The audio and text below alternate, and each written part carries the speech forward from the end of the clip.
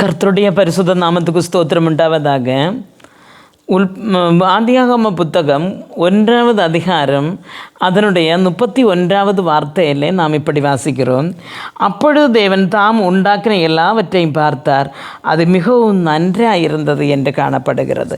இப்போ ஏதேன் தோட்டத்திலே முதலாக கர்த்தர் புல் பூண்டுகள், மரங்கள், ஆகாசம், பூமி, நீர்நிலைகள் எல்லாத்தையும் ஆண்டவர் உண்டாக்கினார்.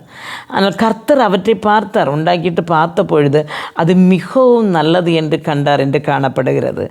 அருமையான தேவனுடைய பிள்ளைகளே, அப்போது இந்த அந்த ஒரு ஏதேன் தோட்டத்தினுடைய மகிமை என்று சொல்லுகிறது, அது அந்த செடி கொடிகளாலேயோ அல்லன்னா நிறைய பூக்கள் நிற்கிறதுனாலேயோ சுத்தமான அருவிகள் பாய்கிறதுனாலேயோ அல்ல. அந்த தேவன் தினமும் அந்த ஏதேன் தோட்டத்தில் இந்த ஆதாமை ஏவாளை பார்ப்பதற்காக வருவாராயிருந்து. அப்போ அதுதான் அந்த தோட்டத்தை, அந்த தேவனுடைய அந்த மகிமை தான் அந்த தோட்டத்தை மிகவும் அழகுள்ளதாக மாற்றினது என்று நாம் அறிய வேண்டும்.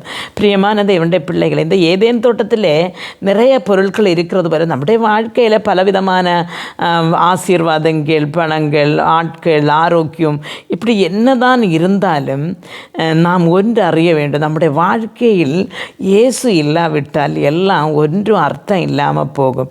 ஆனால் அதன் மத்தியில், நமக்கு இருக்கிறதற்கு மத்தியில், நம்முடைய குடும்பத்தில், நம்முடைய வாழ்க்கையில் ரொம்ப அழகுள்ளதாக மாற வேண்டுமானால் தேவன் நம்மோடு கூட இருக்க வேண்டும். கர்த்தர் நம்மை நடத்துகிறதை நாம் அறிய வேண்டும். பிரியமான தேவனுடைய பிள்ளைகளே, நம்முடைய ஒவ்வொருடைய வாழ்க்கையிலையும் கர்த்தர் கூட இருந்து நடத்தும்படியாக ஜெபிப்போம்.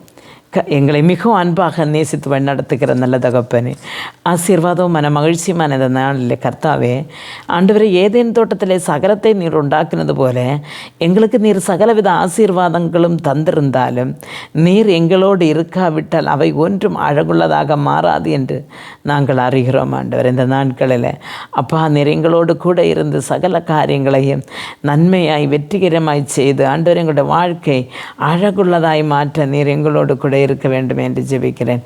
இயேசு கிறிஸ்துவின் நாமத்தில் ஜெபிக்கும் போது ஜெபத்தை கேட்டு பதில் தாரும் ஜீவனுள்ள தகப்பனே, ஆமென்.